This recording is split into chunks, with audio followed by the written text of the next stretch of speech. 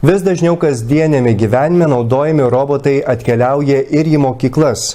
Jų įsigijo ir Sūduvos gimnazija, siekdama savo auklėtinius dar mokykloje ruošti ateities profesijoms. Mokiniams šis užsiėmimas patinka, jie laisvu laiku noriai konstruoja robotus. Sūduvos gimnazija, siekdama savo auklėtinius ruošti ateities profesijoms, įsigijo robotų. Kūrybinė robotikos veikla užbūrė moksleivius. Sukonstravau robotą, kuris sugeba įsisukti kliūtį pamatęs, gali įsisukti pastatytą kliūtį, kad ir kampų pavidalu, įstrižai pastatytą ar pastatytą tiesiai prieš į kliūtį, važiuos atgal arba tiesiog pasisuks, jeigu jiem žiūrint kokia situacija. Pakankamai įdomus, man padeda ateičiai.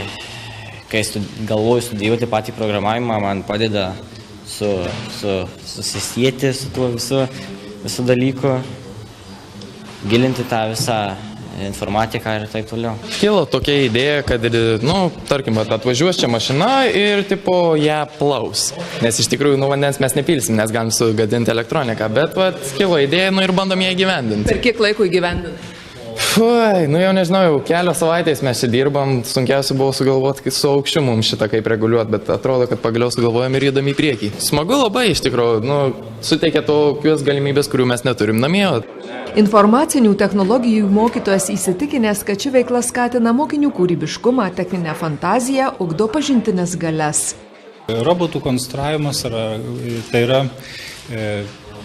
surinkimas įvairių detalių, variklių, sensorių panaudojimas ir į vieną visumą ir po to juos reikia užprogramuoti, kad tas robotas įgautų gyvybę. Čia yra toksai praktinis pritaikymas žinių, kurias jie įgijo ne tik per informatikos pamokas, bet tai yra ir matematikos žinios, skaičiuojami visokie pasisukimo kampai ir taip toliau, taip pat fizikos žinios, krumpliaračių pritaikymas ir taip toliau. Šitą darbą mes pradėjom dar neseniai, todėl neturim dar gausaus būrio entuziastų, kol kas pradėjom nuo nedidelio skaičiaus mokinių, nes ir patys dar, kaip sakant, dar tik tai žengiam pirmosius žingsnius, bet susidomėjimas didelis.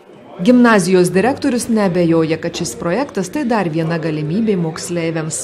10 Lego robotų mokykla įsigijo mokinio krepšelio lėšomis. Metus laiko dirbame prie šio projekto. Visų pirma buvo mokymai, įsigijimas, toliau mokytojams reikia įsisavinti programas. Na ir dabar po pamokiniai veikloj programuotojai, moksleiviai robotus programuoja ir matom jų įvairią veiklą. Programavimas yra toks dalykas, parašiai programą, mokytojas pažiūrėjo, pasakė gerai, ar yra trūkumų, dirbi per naują. O čia programa patikrinama, kaip praktiškai veikia, ar tikrai tu padarei viską ir ar tavęs klauso atitinkami įrenginiai. Be abejo, mes naudosime ir pamokose, pradedant pirmose klasėse, be abejo, sudėtingesni robotai bus programuojami, kai moksleiviai pasirinks informatiką 3 klasėse, be abejo, matome ir didesnės jų panaudojimo galimybės. Planuojama nuo naujųjų mokslo metų robotų galimybės išnaudoti ne tik pamokose, bet ir neformalaus ugdymo grupėse.